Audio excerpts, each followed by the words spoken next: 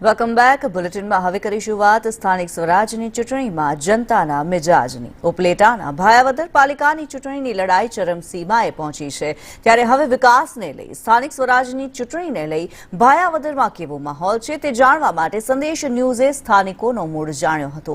તો આવો હવે વિસ્તારથી જાણીએ પ્રજાનો મિજાજ। સ્થાનિક સ્વરાજની ચૂંટણી લઈને આપણે આવી પહોંચ્યા છે ઉપલેટાના ભાયાવદર ગામે। ભાયાવદરમાં 68 ઉમેદવારો ઉભા છે અને 6 વોર્ડ છે અને 15 જેટલા મતદારો છે। ત્યારે આપણે વાત કરીએ લોકોની શું અપેક્ષાઓ છે અને શું માંગણીઓ છે ને શું અપેક્ષા રાખી રહ્યા ત્યારે વાત કરીએ અહીંના આગેવાનો સાથે। ભાયાવદરમાં અત્યારે ચૂંટણીનો માહોલ છે। ભાયાવદરના લોકોની એવી અપેક્ષા છે કે સ્મશાન જે છે એ લોક ભાગીદારીથી બની હતી અને અત્યારે હાવ નોંધાર અને સુષુપ્ત અવસ્થામાં છે। નવી બોડી આવે એ સ્મશાનનું વ્યવસ્થિત માળખું તૈયાર કરીને સારી સુવિધા લોકોને અપાવે એવી છે। અને બીજો સાંસ્કૃતિક ભવન એક લોક ભાગીદારી અને સરકારની ગ્રામપંચાયત બનેલ હતો જે આજે સાવ નિષ્ફળતામાં પડેલ છે।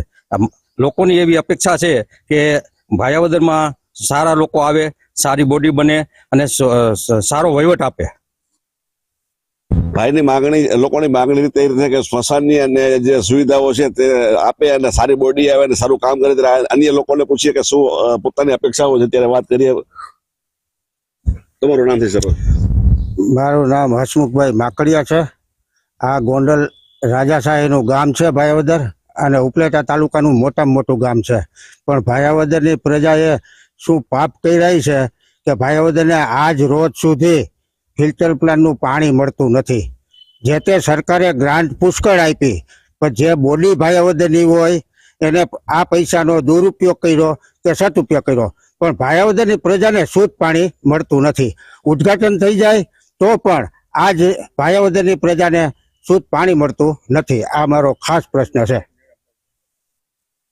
શુદ્ધ પાણીનો પ્રશ્ન છે અને જે બોડીએ કામ કર્યું છે તેને કે કામ થયું નથી ને જે શુદ્ધ પાણીથી લોકો વંચિત છે એવું કરે છે। અન્ય આગેવાના સાથે વાત કરીએ કે ભાયાવદરમાં શું પ્રશ્નોને લઈને પોતાની અપેક્ષાઓ શું છે?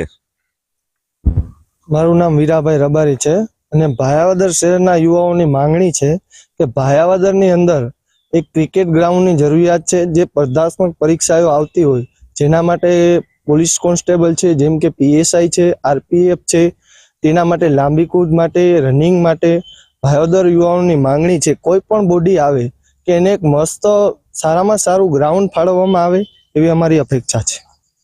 યુવાનોની અપેક્ષા એવી છે કે સારું ગ્રાઉન્ડ કરે અને જેથી યુવાનોને રમત ગમતમાં આગળ વધી શકે અને પોતાની તૈયારીઓ કરી શકે। ત્યારે અન્ય લોકો સાથે વાત કરીએ તો પોતાની શું અપેક્ષાઓ છે?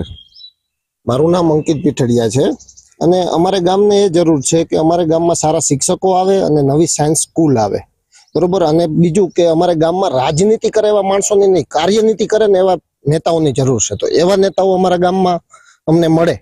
અને બીજું કે રેલવેની અંદર અમે જોયું તો જ્યારે અમને મીટર ગેજમાં સારી એવી અમને ટ્રેનો મળતી હતી એ અત્યારે બ્રોડગેજની અંદર અમને મળતી નથી। તો અમારી માંગી છે કે અમને બહાર ગામ જવા માટે સારી ટ્રેનો મળે, દૂર જવા માટે। રેલવેની અને સારી સુવિધાઓ મળે ત્યારે વાત કરીએ જે લોકોની કે ભાઈ જે પ્રાથમિક સુવિધાઓ અને જે આરોગ્ય વિશે છે તો આરોગ્ય વિશે કોઈની શું માંગણી છે અને આરોગ્ય વિશે શું કહેશે તેવું આપણે જાણીએ। આરોગ્યની અંદર ભાયાવદર સરકારી હોસ્પિટલ છે તેમાં એક ઓર્થોપેડિક ડોક્ટરની જરૂરિયાત છે, એક સિટી સ્કેનની જરૂરિયાત છે, અમુક એવા સાધનોની જરૂરિયાત છે જે કે કોઈ ઇમરજન્સીમાં ભાયાવદરની અંદર હોસ્પિટલમાં દાખલ થાય તો એને અહીંથી ધોરાજી ટ્રાન્સફર કરવામાં આવે, જુનાગઢ ટ્રાન્સફર કરવામાં આવે કે ઉપલેટાની અંદર ઓર્થોપેડિકની કોઈ પણ સમસ્યા, કોઈનો હાથ પગ ઓલો થયો હોય તો એ અહીંયા મળી રહે સુવિધા એવી અમારી અપેક્ષા છે। ભાયાવદર નગરપાલિકા કોઈ પણ બોડી આવે એને અમારી નમ્ર અપીલ છે।